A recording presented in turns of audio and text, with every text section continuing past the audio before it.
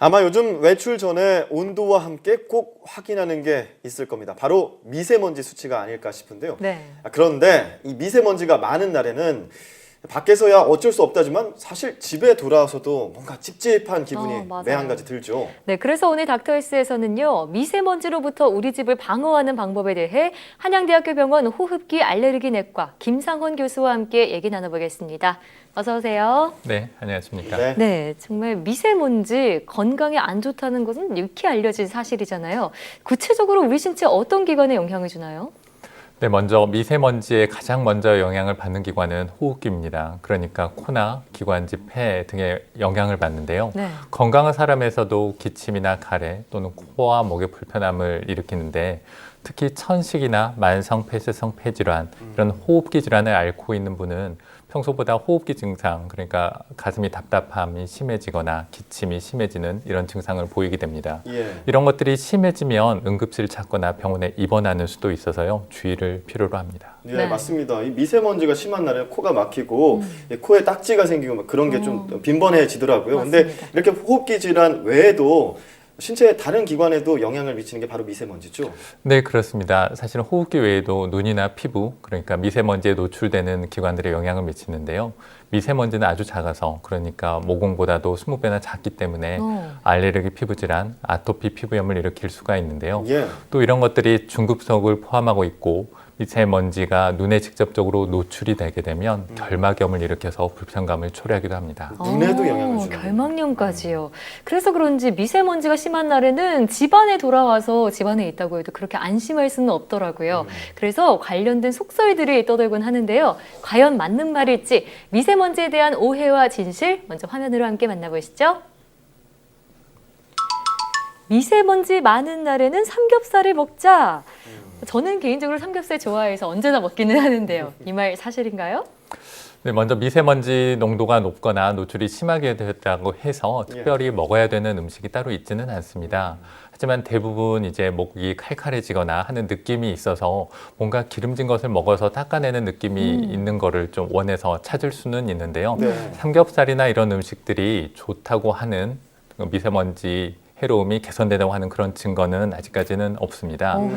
하지만 주로 노출이 되면 코가 기관지가 건조해지고 수분 손실이 많아지기 때문에 물을 자주 드시는 습관은 몸에 도움이 되겠습니다. 네. 예. 그러면 미세먼지 심한 날에 집안에서 문 꼭 닫고 삼겹살 구워 먹게 되면은 실내 공기가 오히려 안 좋아지진 않을까 이런 생각한 적은 있는데 어떤가요? 네, 그렇습니다. 실제로 이제 집안에서 조리를 하게 되면 특히 이제 생선이나 고기류를 튀기거나 구웠을 때 실내의 미세먼지 농도가 크게 높아질 수가 있습니다.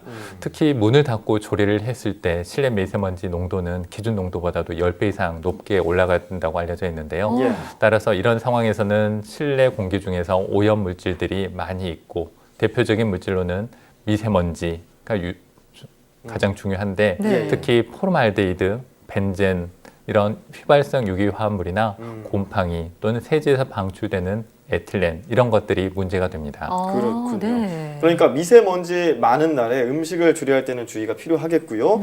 자, 다음 오해와 진실도 살펴보도록 하겠습니다. 네, 미세먼지, 오해와 진실. 외부 미세먼지 농도 높으면 무조건 환기하지 마라. 그러니까 네, 미세먼지 농도가 높은 날에 실내 환기를 할 것인가 말 것인가 과연 어떻게 해야 되나 진짜 정말 고민돼요. 난감할 때가 많거든요. 네. 어떻게 할까요? 예, 사실 이거는 좀 종합적인 판단을 해야 되는데요. 예. 먼저 실내에 머무는 것들이 가장 중요합니다. 그러니까 미세먼지는 바깥의 농도가 높고 실내에 머물러야 그나마 이제 미세먼지로 인한 건강 영향을 잘 극복할 수가 있는데요. 예. 근데 실내에 머무르더라도 환기를 하게 되면 외부에 있는 미세먼지가 실내에 들어와서 실내 미세먼지 농도가 높아지게 됩니다. 따라서 이럴 때는 자주 환기하는 것은 도움이 되지가 않습니다. 예. 하지만 이제 실내에 머물더라도 상황에 따라서 오히려 실내 공기가 더 안 좋아질 수가 있는데요. 어떨 때죠? 그런 상황이 담배를 피우거나 예. 실내에서 특히 기름을 사용하는 조리를 했을 때 이럴 때는 그 잠깐이라도 창문을 열고 환기를 해서 미세먼지로 미세먼지를 밖으로 내보내는 것이 도움이 되겠습니다. 실내에 있는 미세먼지를 밖으로 내보내는 거는 환기하는 데 도움이 된다. 네, 그렇습니다. 네, 그렇습니다. 자, 그럼 이제 실내 미세먼지 습격으로부터 우리의 건강을 지키는 방법에 대해 알아볼 텐데요. 일단 첫 번째가 잘 씻는 거겠죠. 저도 외출하고 돌아오면 무조건 씻기는 하는데 그런데 이게 미세먼지가 다 씻겨 내려간 건가 싶은 생각이 들 때가 있어요. 어떤가요? 네, 미세먼지가 높은 날에 이제 밖에서 돌아오시게 되면 이제 노출되었던 부위를 중심으로 잘 씻는 것이 중요한데요. 네. 특히 노출되는 부위가 얼굴이나 손 이런 부위이기 때문에 이쪽 부위를 깨끗이 씻는 것이 중요합니다. 예. 보통 우리가 씻는 것처럼 비누나 세정제를 이용한 일반적인 방법으로도 충분히 씻겨 나가는데요. 아, 그래요? 근데 이제 미세먼지가 높으면 더더욱 호흡기나 이런 감염의 위험이 높아질 수 있기 때문에 네. 손을 깨끗이 씻는데 이제 아. 오랫동안 씻는 것, 그러니까 30초 이상 깨끗이 씻어내는 것이 중요하겠습니다. 예, 그렇군요. 손이 아무래도 접촉이 많은 부위다 보니까 더 신경을 써서 씻어야 되는 거고 그 다음에 미세먼지 노출이 심한 날에는 이게 눈이 따끔따끔한 그런 느낌을 받거든요. 근데 맞아요. 눈을 어떻게 씻어야 되는가 고민이 됩니다. 어떻게 하면 좋을까요? 그러니까 아까 미세먼지가 높아지면 결막염도 일으킬 수 있고 이제 영향을 줄 수가 있는데요. 사실 그런 날 우리 눈이 이제 눈물이 많아져서 자연적으로 씻어내지만 그렇지 않을 때는 눈이 건조한 느낌을 받게 됩니다. 예. 따라서 이럴 때는 눈을 비비거나 하면 오히려 이제 결막에 손상을 줄 수가 있기 때문에 인공 눈물을 눈에 떨어뜨려서 씻어내도록 하는 것이 좋은데요. 예. 이제 인공 눈물 저만, 그러니까 눈에다가 넣을 때는 눈꺼풀이나 속눈썹에 닿지 않도록 조심하고 그렇군요. 또 렌즈를 착용하고 있으면 렌즈 때문에 결막염도 심해지거나 하는 수가 있습니다. 예. 안경을 쓰는 것이 도움이 되겠고요. 렌즈를 착용하더라도 소독과 세정 관리를 철저히 하고 또 오랜 기간 착용하는 것은 피하는 것이 좋겠습니다. 네. 예. 지금 말씀해주신 손이나 얼굴 뭐 이런 부위는 우리가 꼭 씻는 부위잖아요. 네. 근데 혹시 씻기 잘 안 씻어지는, 그러니까 좀 놓치기 쉬운 그런 신체 부위도 있을까요?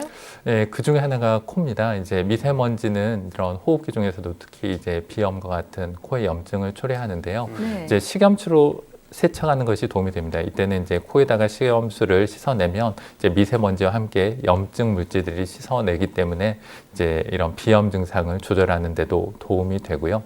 또 피부도 이렇게 잘 씻는 것 외에 네. 건조해지면 미세먼지 침입이 또 쉬워지고 또 피부 염증이 심해지기 때문에 보습에 신경을 쓰시는 것이 좋겠습니다. 예. 네. 또 이제 머리, 두피도 민감하게 신경을 쓰지 못하는 경우들이 꽤 있는데요. 이제 외출하다 하고 돌아오시면 꼼꼼히 세정제를 이용해서 두피와 머리카락을 씻어주는 것이 좋겠습니다. 네. 네. 그렇군요.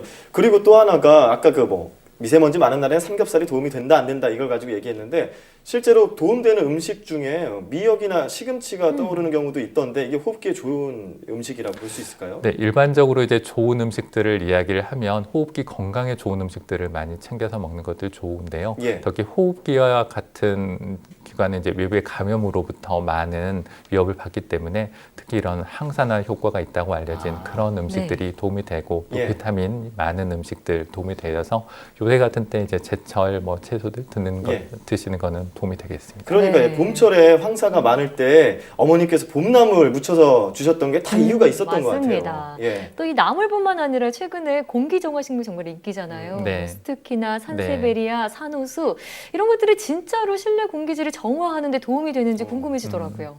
근데 이제 그런 연구들이 이제 몇 가지가 있기는 한데요. 아직까지 이런 것을 실내에서 키웠을 때 정말로 호흡기 건강이 좋아지느냐 아직 이런 근거들은 부족해서 그렇군요. 적극적으로 권할 만한 그런 수준이 되지는 않습니다. 네. 하지만 이제 적극적으로 이제 실내 미세먼지를 낮추는 다른 방법들, 그러니까 환기를 좀 더 열심히 하고 또 청소에 신경 쓰는 것들이 좀 더 좋은 방법이 아닐까 생각을 합니다. 예, 그렇습니다. 밖에 미세먼지가 많은 날에는 마스크를 쓰거나 외출을 삼가는 게 방법이 되겠지만 실내 미세먼지가 많은 거는 사실 평소 습관이 중요하잖아요. 네. 어떤 습관들로 이렇게 미세먼지를 줄일 수 있을까요?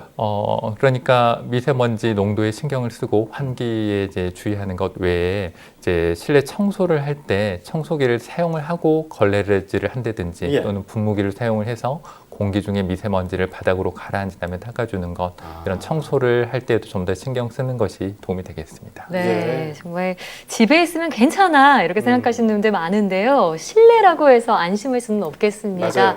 오늘 우리 집안 공기질을 위해서 알려주신 여러 방법들 꼭 한번 실천해 보시기 바랍니다. 지금까지 한양대학교 병원 호흡기 알레르기 내과 김상원 교수와 함께했습니다. 오늘 말씀 고맙습니다. 네, 감사합니다.